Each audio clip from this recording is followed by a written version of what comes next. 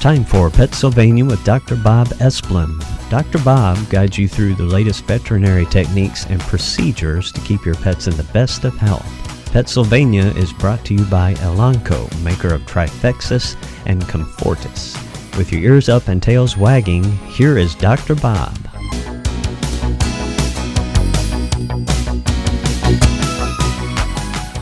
Hello, pet lovers. Dr. Bob. I'm really happy to be here again and talking about PetSylvania and talking about pets. And, I want to encourage you to send questions to me either at the office or best here at WSYL, and that's requests at WSYLradio.com. Send those questions and we can really personalize this and make it even better than it is. We have two sponsors, Elanco, makers of Trifexis, the once-a-month combination of heartworm and flea control, and Comfortis, which is the once-a-month flea control. Great products. Had a client in yesterday that had put topical medication on that she had bought at one of the big box stores, one of the generics supposed to be comparable to Frontline. Guess what? Didn't work. Dog was loaded with fleas, highly itchy.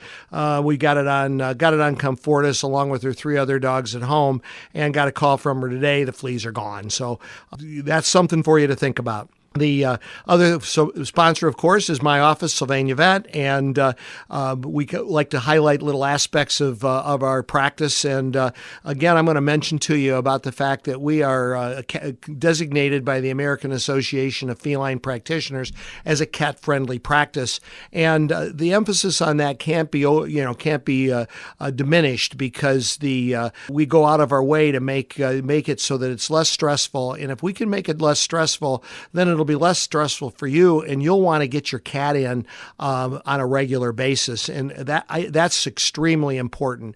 At the very minimum, every cat in every house should come to the vet, whether it gets vaccines or not, and we can talk about that at another time, but it should come into the vet once a year, just like your dog would, just like you would go to the doctor once a year as you got older for your routine checkup, because things can change. And a life in a dog or a cat of older age is equivalent to at least 4 years of our years. And as a result, lots can happen in 4 human years. And certainly we see lots of things happen in a cat or a dog's year. So cat-friendly practice means that we're the only one in Northwest Ohio that's considered a cat-friendly practice. And that should be important to you, those of you that are cat owners. Every day we do dental cleanings in dogs, and and certainly when you go to your dentist, you do dental cleanings because we want a nice smile. But the hygienist will tell you that that's only a side benefit of the procedure, because there are serious health issues that are associated with an unhealthy mouth, and whether that unhealthy mouth be a human or it be a dog or a cat. And so, why do we do a dental? We do a dental because we know that it was the single most significant thing that we can do in an older adult animal, and I mean older starting at 4 or 5, not just a puppy or a young adult, but it's the single most important thing that we can do to maintain good longevity and healthy longevity for your dog or your cat. It's not just to give them a pretty smile. It's an important medical procedure. You want to do it early. You want to do it when there's just a little bit of tartar buildup, a little of that kind of tan accumulated material along the gum line, maybe even before the gums start to get red.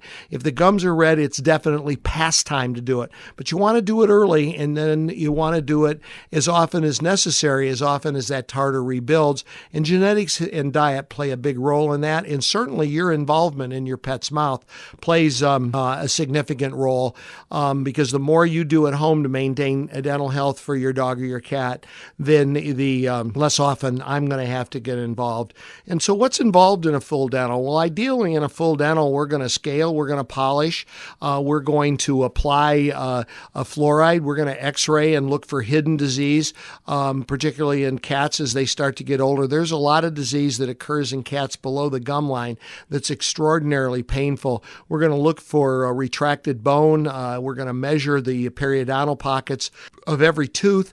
And that's a question that, if your dentist and hygienist isn't measuring your periodontal pockets on a yearly basis, you might want to think that they're not being as thorough as they should be. We're extraordinarily thorough. Everybody worries about the risks of dentals. The risks of dentals are no greater than any of the risks that you take when you fully anesthetize an animal.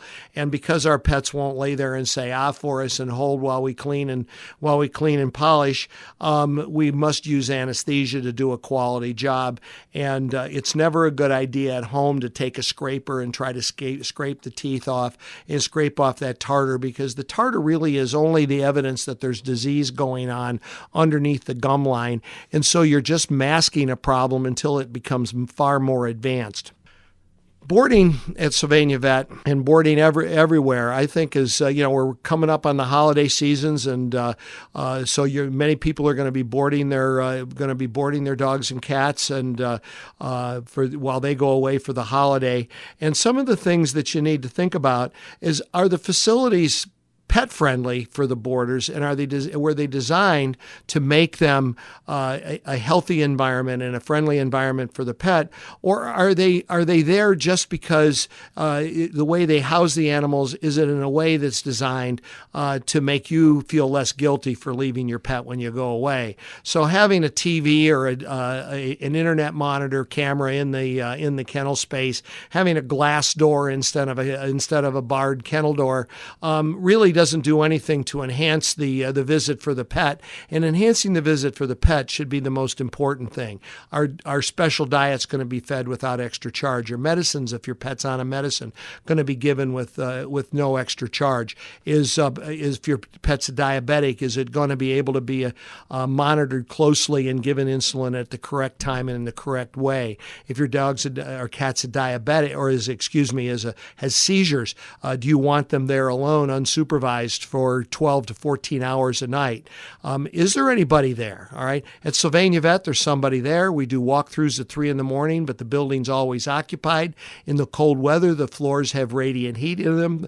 Bedding is provided. Our ventilation system is such that disease is just almost non-existent, and odor is almost non-existent. You aren't going to walk in and smell the strong odor of bleach, because that's very caustic and can be very irritating to your pet's respiratory system. But there are kennels that use that for disinfection. We do not. We use environmentally safe and environmentally friendly. So we want you to think about those things when you start thinking about, where am I going to leave my pet when I go away? Starting next Wednesday in the November 14th issue of the Toledo City paper, they had to delay the voting for Best Vet, and so Best Vet voting is going to start. We would certainly encourage you, please, to get you and your family and all your friends to vote Sylvania Vet, Best Vet. Follow the rules. Vote for at least 30 of the 30 businesses in the area, and vote us Best Vet. And if they have some other pet-related categories, please vote for them as well, because we really feel like we are the best, and we love that recognition. I guess my ego particularly is big enough that it really it helps me to know that the public considers us the best vet, because certainly we do. And if you ever have any questions about, hey, why do you think you're best vet, come take a tour. It won't take much for you to see why that's the case. Dogs and cats, and more dogs than cats, get ear infections easily and need their ears cleaned. And they both have really deep ear canals, and we don't like you going deep in there with a Q-tip. And yet they need to be able to get the debris that gets down near the eardrum cleaned out. And so the best way to do that is to use a designated ear cleaner. We have a lot of different products that we recommend, but water won't do it, and peroxide won't do it. And I don't like putting alcohol right in there, because the dog shakes, they can get alcohol in their eye. Kitty the same way. If the ear's a little inflamed, you put that alcohol in there and it's really gonna hurt. But you fill the ear canal, you plug the ear canal up with a cotton ball so that medicine will stay in there, and then you rub down near where the ear canal joins up with the skull, and then take the cotton ball out, rub it around, and swab it out. And if you want to use a Q-tip, then you can go down into the ear canal so that that you can always see the white cotton on the ear canal and just kind of wring it out. And if you do that on a regular basis, you're going to be able to keep your dog's ears clean and healthy. Now, if you're getting a lot of black, nasty wax out of there, bad odor or redness, then it's going to need to be seen, and it's probably going to need some additional therapy other than cleaner. It's time for a break. We'll be back on the other side.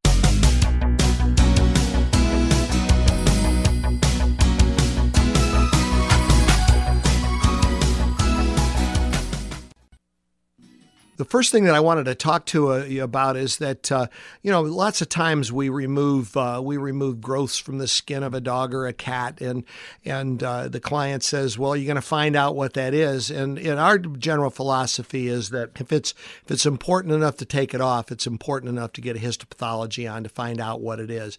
There's many little growths that kind of look benign, and then they can really fool you. The classic is what's called a mast cell tumor, and it's very important that you know if you have a mast cell tumor and how it's graded out by the pathologist, because that can influence dramatically whether it's going to come back, whether you have to worry about it going elsewhere in the body, or if it's really we got it all and it's not a worry. And the smile on everyone's face when it comes back and things are benign, or they come back and you got it all and you know you aren't going to have to go back to surgery to get something is really gratifying, and that's money well spent. That if you're going to spend the money to have growth removed, then I strongly encourage you to spend the money to have histopathology done and find out exactly what it is that you've removed.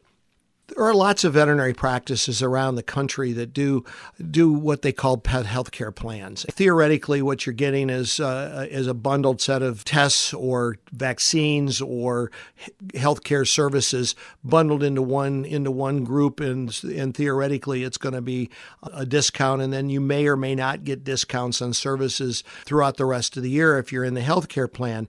Well, I've looked at many of these when they've come through the office from other practices, and quite frankly, I've never seen one that I considered fair and not truly a ripoff, because what ends up happening is that with a healthcare plan of any flavor, the practice is giving away its bottom line, the profit, and very few of us work on such a large profit margin that we can really afford to do that. And so how do they do that? Well, the reality is that all their fees are jacked up a little bit. I've seen a plan where giving a cat 100 cc's of fluids under the skin costs $30, and then it's discounted to $25, and it seems like, hey, that's a pretty good deal. I got 15-20% of that off, and in reality is that if we do that at our office, the cost of that is $17. And so in most cases, I find that just like almost everything in life, there's no free ride, and the plans don't extend to if you have to go to for a second opinion, or if you have to go see a specialist. The plan doesn't do you any good. I generally think it's best that you just make choices and vaccinate with the things that needs to be done. Choose the tests that are being recommended that are going to be most useful if you're working on a tight budget, or work out with the practice, a payment plan so that you can have things done properly, but that that you and then everybody else is being treated fairly. I can't imagine somebody that's chosen to not be in a plan and then they get the full go expense. I'm not sure. I think that's fair on the other side. Granted, they had the opportunity to make the decision, but they may have been the smart one in not doing that. On the alternative, a way to really save money and a thing that will be to the benefit of you and your pet is to think about pet health insurance. That's something that I think whose time has come, and I strongly encourage you to look into pet health insurance. There's numerous plans out there. You can find them all by Googling pet health insurance, and then you can start getting brochures and looking through things. We have brochures for multiple pet health insurance plans. We're not insurance salesmen, so we're not going to try to push one over the other, but we're certainly going to provide you with information of the plans that we think are pretty good. One of the modern innovations in veterinary medicine is the use of a surgical laser, and more veterinarians are using surgical laser, and we have a surgical laser. We've had one for about 10 years or so, and we use it a lot. It's a great tool. It particularly when we're declawing cats, we think it's absolutely the best way and only way to declaw a cat. But sometimes it can get carried away. You get veterinarians that are using surgical lasers to make a spay incision. Well, there's really no advantage to that, and it's actually slower than using just an old traditional blade. And I guess I'm an old guy, but I kind of like having that sharp steel in my hands when I'm going to surgery or doing a dog neuter and using the surgical laser. So pick, if it's recommended, find out is there an upcharge for using the surgical laser, and find out why they really want to use the laser to do a routine procedure, because maybe just a normal scalpel blade would be just as good, and as a result would save you a little bit of money. Tomorrow, we start the process of becoming a member of the Get Connected family on TV 13, WTVG, ABC, and we're going to be one of 13 area businesses that have been asked to become their experts in their Get Connected place. And so look for us to appear on Get Connected on that. It's a great, there's a lot of great businesses on there, and you'll be able to learn a lot more about us. We hope to, spread the word about how we are a regional veterinary source for the area, and attract clients from not just the immediate Sylvania area, but from all over. We truly believe that with 24/7 care, we are that special veterinarian that's worth the drive. And many of us drive some distance to go to a restaurant that we particularly like, or they will drive a distance to go to the doctor that we've chosen, or our hairdresser, or the dentist. Any number of professionals will drive across town to go if we feel like we're being well cared for and getting the kind of care and attention that we need. And I want you to think the same way about choosing your veterinarian. The guy down the block may not be able to offer you the variety of services that you can get at Sylvania Vet for a comparable fee. And in most cases, you're only going to the vet on average less than twice a year. So it's really not that inconvenient to drive from Perrysburg to Sylvania if you need to. The cats, one of the things that we see a lot in cats, and it's really a struggle sometimes for us, is these kitties end up with chronic nasal discharge, chronic sneezing, stuffy. They're sneezing out snot. And it's not, it's not very pretty, and it's not an awful lot of fun. And what's causing that is a long-term chronic infection of the nasal sinuses, and the solution to that is one, trying to find out for sure what caused it. So there is a panel that we can run that will talk to us about 6 or 8 different respiratory diseases that can affect the cat's respiratory system. And in a case like that, we may find one that will respond to a prolonged antibiotic therapy. If we don't find that, and it's and you got a greenish look and discharge coming out, then there is infection and it's bacterial. And so in a case like that, what we're going to do is do long-term antibiotic therapy, weeks to months in some cases, and nebulizing therapy, where the cat is breathing in nebulized medications and it's going into the nasal sinuses. And we can get many of these cats to clear up. They oftentimes reoccur, so you got to be prepared to do it again. But it's really an effective way of doing things. Greenies over the years have gotten a lot of publicity. Most of it has been negative. About 5 or 6 years ago, there was talk about how animals were dying getting greenies. And quite frankly, I never quite understood that. I thought that they were a really beneficial, consumable dental chew, and that some dogs, if they're gulpers, would try to swallow it too big a piece. In a situation like that, no consumable chew is a good idea. But I didn't think greenies were any more of a culprit in that scenario than another. But the reality is that at the time they'd sold about 750 million greenies, and there had been about fewer than 20 serious complications with it. So that's a very small percentage. More people than that choke on a piece of steak at the restaurant every year and have to have the Heimlich maneuver. But the animals that succumbed to this succumbed either because the greenie got lodged in the esophagus, or that got lodged in the bowel. So I'm going to tell you why I didn't think that was a big deal, but what the Greenies company has done to even make their product better.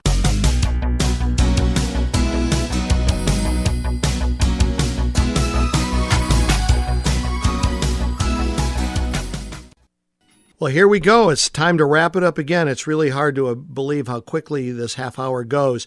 So I was telling you about Greenies and what a terrific product they think they are. What they did is they softened the Greenie so it's a little more flexible, and they made it more uniform in size so that there isn't a bigger end. And so if you feed appropriate sized Greenies for your dog, if they try to swallow it whole, they're going to be able to do that. And it's because it's softer and more digestible, it's going to digest before it gets out of the stomach. What had happened is that a dog would try to swallow the bigger end. It kind of looked like a toothbrush, and it got lodged in the esophagus. Now, theoretically, you should be able to go in there with an instrument and grab that trapped piece of Greenie and pull it out. But some of the animals that had trouble, this didn't happen, and it caused a rupture of the esophagus, and that's really serious. Same kind of thing happened in the intestine. They got an intestinal obstruction. Again, that should have been able to be diagnosed and determined that there was a problem, and then gone to surgery and gotten it out, and that wouldn't have been ideal. But the animals wouldn't have succumbed to that problem. So I didn't blame the Greenies product so much as I blamed lack of supervision by the owner, giving an inappropriate sized Greenie to the animal, and the animal being a gulper instead of a chewer, and shouldn't take something like that. I'm going to talk a little bit about some cool things happening at the office. Sunday, November 18th, we have an adopt-a-thon from 12 to 3. There will be area rescues there. We certainly encourage you to come out and see animals that are looking for forever homes. And even if you're not right in the market for it, you can certainly come. If you've never been to Sylvania Vet, that's a great time to come take a tour. We'll take you around and show you what's going on. Sunday, December 2nd, Santa comes to the office from 10 till 2 for pictures with pets, and we certainly like to have everybody come, bring their pet, bring the kids, family. We've had family pictures. We've had things that you can't imagine. We had an aquarium with fish in it one year. We had a potbelly pig one year. We had a couple of parrots, one of which bit me and drew blood. And I was Santa, by the way. So we'll pretty much let you bring anything that be taken. We've had snakes and bunnies and turtles, as well as, of course, a wide selection of dogs and cats and kids and family pictures. It's $22 for a 5x7 and 4 wallets. And then you can also get other specialty things and Christmas cards and lots of really cool things. Starting on Sunday, November 25th, from 3 to 4 o'clock at the office, we're going to start Zumba classes. One of my employees is a Zumba instructor, and a bunch of our employees have asked her to start putting on a class. And so we're making it available to our clients and to the public. And for the public, it's $5 per session that you attend. It's an hour long. I had no idea what Zumba was, but apparently it's Latin dance aerobics, and apparently it's a lot of fun. I don't know if I'm going to try. There's certainly people that might, and you could call the office, 419-885-4421. Ask for Sarah Adams, and she's the instructor, and she'd be happy to fill you in. Or you can go to ZumbaZumba.com and check it out under Sarah Adams' page. So either way, it could be a lot of fun. I hope it goes over big. I know I have a number of employees who are trying to lose weight for the holidays, and so they're anxious to get it started. Again, thank you to Lonco. Thank you, Sylvania Vet, for sponsoring.